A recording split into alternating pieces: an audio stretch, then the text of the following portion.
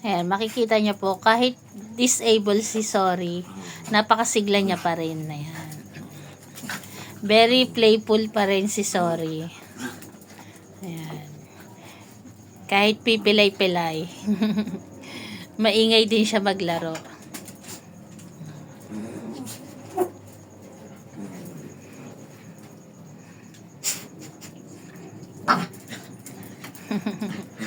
Ayan, ayan.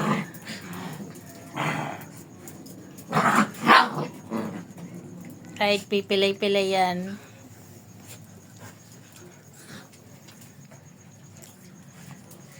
Sa magtatanong kung bakit pipilay-pilay si Sorry, kasi nga po, nagkaroon siya ng distemper. Nung gumaling yung distemper niya, nagkaroon po ng side effect. Nagtutwitching yung paa niya. Mga first month, second month, matindi yung pinagdaanan niya kasi hindi siya nakakatulog. Sobra sigurong sakit.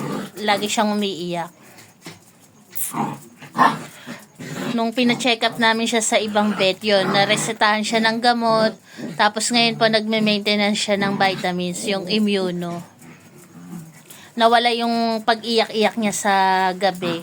Yung pag natutulog siya, hindi na siya umiiyak. Tapos ayan, kahit pilay siya, very playful pa rin si Sorry. Masiglang masigla pa rin siya. Hindi niya ramdam na pilay siya. Ayan.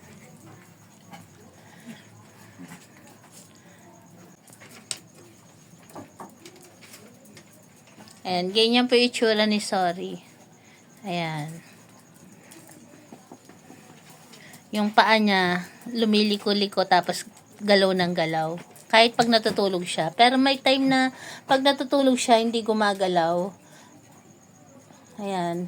May time naman na galaw ng galaw. Dati umiiyak siya, pero ngayon po hindi na siya umiiyak. Kahit gumagalaw pa yung paa niya. Ngayon hindi gumagalaw kasi hindi na ganun ni Iron.